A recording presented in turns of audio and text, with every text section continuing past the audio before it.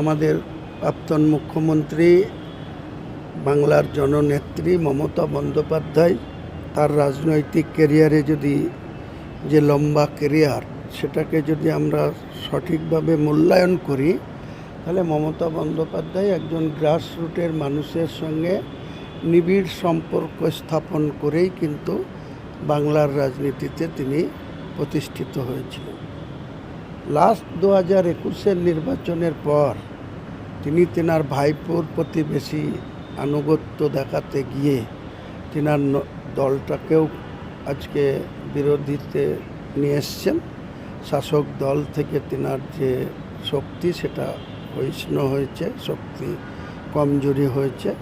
এর জন্য মমতাদি নিজে দায় এড়াতে পারেন না, কারণ মমতাদি একজন সিনিয়র নেত্রী, বাংলার মানুষের কাছে যার এত গ্রহণযোগ্যতা, এত নিষ্ঠা, এত সততার প্রতীক ছিল, সেই ব্যক্তি কেন তার একজন ভাইপোকে এতটা আপার হ্যান্ড দেবে বা তার দলের সব কিছু সিদ্ধান্ত নেওয়ার অধিকার তাকে ছেড়ে দেবে?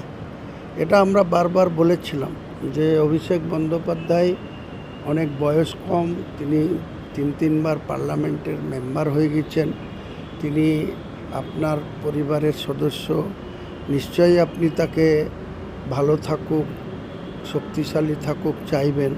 তাই বলে বাংলার যে বিরাট জনাদেশ আপনার পক্ষে, আপনাকে দেখে যারা ভোট দিয়েছে, আপনাকে যারা সরকার এনেছে, আপনি নিজে সিদ্ধান্ত না নিয়ে একজন পুলিশের আইসি পোস্টিং হচ্ছে, পুলিশ মন্ত্রী জানে না, তার ভাইপো জানে।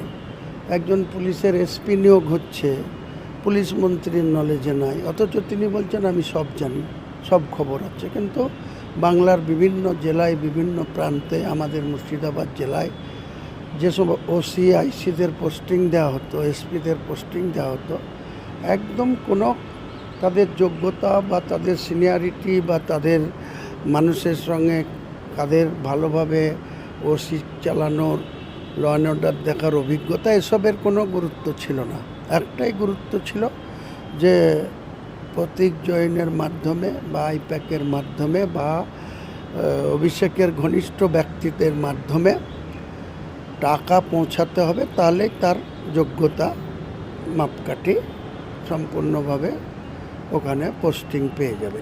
এই যে অঘোষিত একটা কি বলবো, লর্ড ক্লাইভগিরি করা বা ব্রিটিশের শাসনের মতো শাসন চালানো, এটাতেই কাল হয়েছে। আমরা কিন্তু বারবার বলেছিলাম, উল্টে আমাদের কোনো কথা তো গুরুত্ব দেওয়া হয়নি, উল্টে আমাদের বিরুদ্ধে ব্যবস্থা নেওয়া হয়েছে। কখনো আমাকে শোকজ করা হয়েছে, দুবার শোকজ, তারপরে 3 পাতার ওয়ার্নিং নোটিশ, তারপরে আমার সিকিউরিটি হটিয়ে দেওয়া।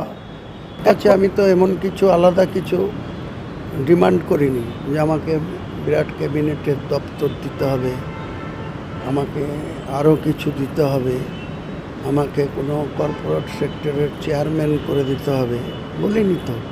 না, আমি আমার মর্যাদাটা চেয়েছিলাম যে আমি মুর্শিদাবাদ জেলায় দীর্ঘ লাইফ আমার পলিটিক্সে, আমার বিজনেস, আর বিজনেসটা আমার রোজগারের জন্য, কারণ আমার পরিবারকে সুরক্ষিত রাখা, তাদের ভালোভাবে জীবনযাপন করার জন্য টাকার দরকার হয়, অর্থর দরকার হয়, তার জন্য আমি বিজনেস করি। আর পার্টিটা করি মানুষের পরিষেবা দেওয়ার জন্য। তো সেই পরিষেবা দিতে গিয়ে প্রতি পদে পদে তৃণমূল কংগ্রেসের ছোট বড় মেজো সেজোদের কাছে আমি অপমানিত হয়েছি। আজকে আমি অত্যন্ত শান্তিতে আছি যে আমি নিজেই কারো যোগ্যতায় না, মানুষের সমর্থনে, আম পাবলিকের সমর্থনে আমি আজকে বিধানসভায় এসেছি। এর আগে আমাকে চোখ রাঙাতো, আমি কোনো কথা ন্যায় কথা বললেও আমাকে ধুমকি দেওয়া হতো, মুখের প্লাস্টার লাগিয়ে দেওয়ার কথা বলা হতো। মুখ্যমন্ত্রী নিজে বলেছে যে আমরা যখন প্রতিবাদ করেছি, এই মমতা ব্যানার্জি আমাকে আমার নাম করে ধমক দিয়েছে, এই হুমায়ুন বসো, তোমাকে এসব দেখতে হবে না, আমি একাই 100।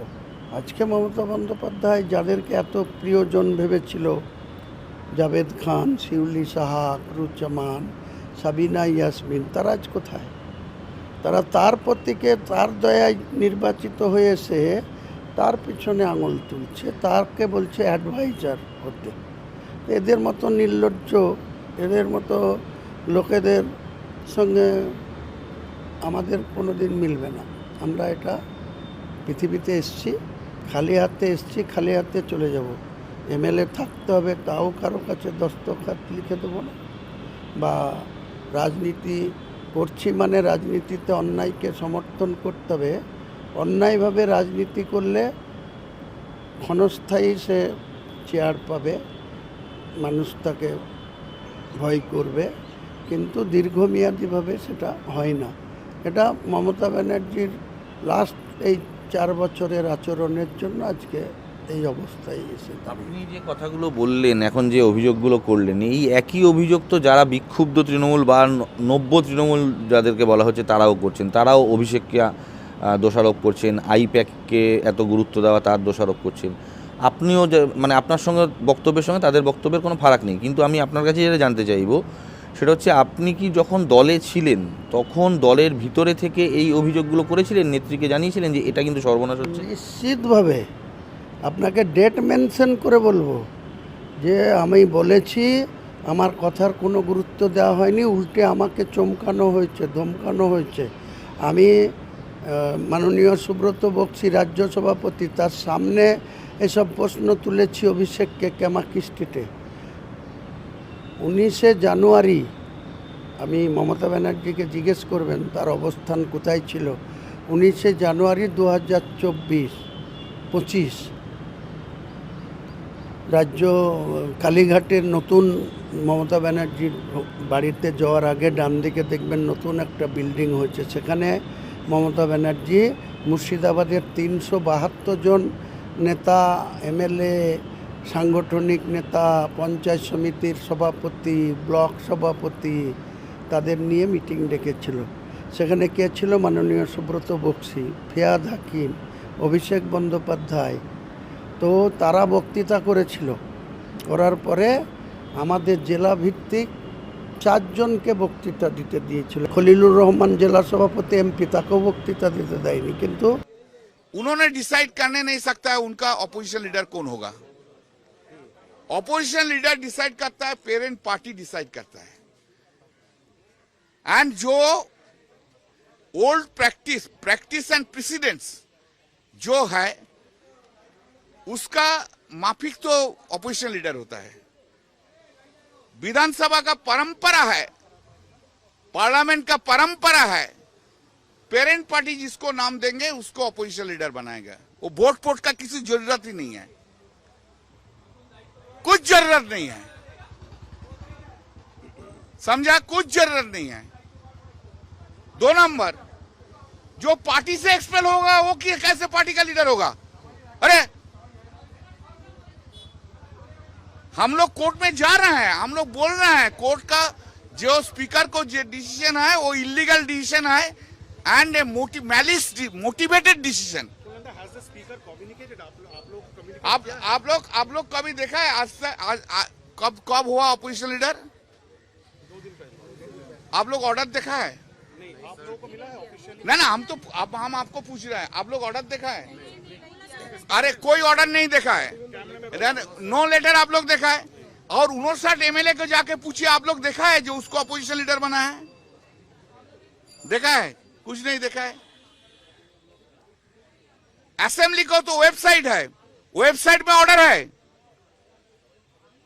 कितना डर से है, कितना डरता है देखो बीजेपी, इतना डरता है बीजेपी जो वेबसाइट में नहीं ऑर्डर। क्या आपने कहा ये मोटिवेटेड डिसीजन है, motivated by who? This is a malice in law. But you said it is a motivated It is a malice in law, motivated because of the BJP. So you think BJP is behind this? This decision is malice in law. I am saying this decision is malice in law and that is our pleading in the petition. चिट्ठी नहीं दिखाई जा रही है तो आप लोगों को क्या आशंका है कि उतना नंबर्स उनके पास नहीं है? शायद नहीं, वैसा हम नहीं कहा, आशंका फाशंका कुछ नहीं है। जो लोग बोल रहे हैं हम लोग मान लेते हैं। तो 59 जो है तो उसका बाद डर क्यों भाई ऑर्डर दिखाने के लिए? सर बोला था, एक सवाल है, स्पीकर ने कल दिल्ली में बोला है कि आप लोगों ने जो एक्सपेल किया है ऋतुव्रत बैनर्जी को, वो शोकॉज क्यों नहीं किया? वो टीएमसी के कॉन्स्टिट्यूशन में आपने फॉलो नहीं किया। स्पीकर का जुरिस्डिक्शन नहीं है देखने के। इंटरनल पार्टी का मैटर में स्पीकर का कोई जुरिस्डिक्शन नहीं है देखने का।